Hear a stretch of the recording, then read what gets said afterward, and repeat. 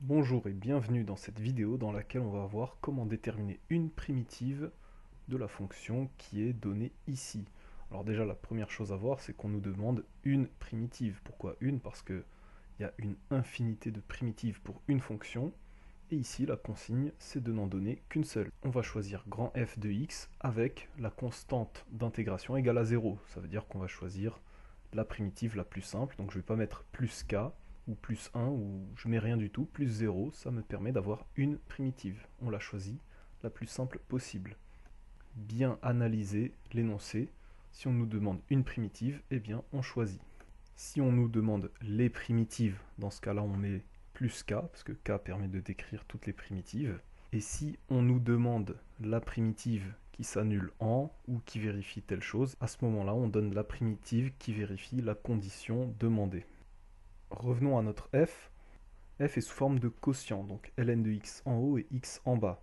Alors on peut essayer de voir ce que l'on peut obtenir. Si je choisis u de x égale x, eh bien u' de x va être égal à 1. Donc là je n'ai pas une forme u' sur u. Par contre, si on met f de x sous une autre forme, on va voir des choses apparaître. En écrivant f de x égale 1 sur x fois ln de x, on voit apparaître maintenant une forme u' fois u. Donc notre u de x sera ln de x, et u' de x c'est égal à 1 sur x, parce que la dérivée de ln de x c'est 1 sur x, ça c'est dans le cours. On va donc poser notre u de x. u de x égale ln de x, et u' de x égale 1 sur x. On n'a plus qu'à remplacer par u de x et u' de x dans l'expression de f pour faire apparaître une formule de cours. F de x égale u' de x fois u de x. Remarque, comme il y a du x à gauche dans f de x, il faut mettre du x à droite dans u' de x et u de x. L'erreur, ça serait d'écrire juste u' fois u, ça serait incorrect. Je rajoute une petite chose pour que l'on ait exactement une forme du cours. F de x égale u' de x fois u de x puissance 1. Alors pourquoi je rajoute le puissance 1? C'est pour avoir une forme u' fois u puissance n. Parce que quand on a une fonction de la forme u' fois u puissance n, alors une primitive sera u puissance n plus 1 sur n plus 1.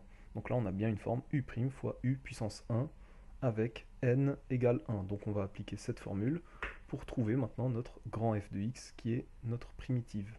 Grand f de x égale u de x puissance 1 plus 1 sur 1 plus 1. On a appliqué la formule pour n égale 1. Et je n'ai pas mis de plus k parce que la consigne c'était déterminer une primitive, donc je choisis celle où k égale 0. Je continue à calculer et je mets u de x au carré sur 2 parce que 1 plus 1 égale 2. Et puis voilà, on peut mettre une parenthèse ici car si on remplace u de x par une somme, et bien là on a besoin d'une parenthèse pour prioriser. Donc vaut mieux mettre une parenthèse en trop qu'une parenthèse en moins alors que c'était obligatoire. Là ici on met des parenthèses de sécurité.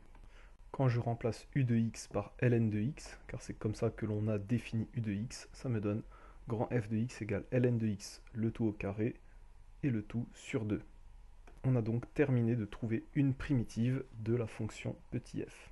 Cette vidéo est terminée, je vous remercie de l'avoir regardée en entier. Si ça vous a plu, cliquez sur pouce bleu, abonnez-vous à la chaîne, activez les notifications pour recevoir les prochaines vidéos. Dites-moi en commentaire ce que vous avez pensé de cette vidéo, quels exercices vous aimeriez que je traite. Encore une fois, merci, portez-vous bien, ciao.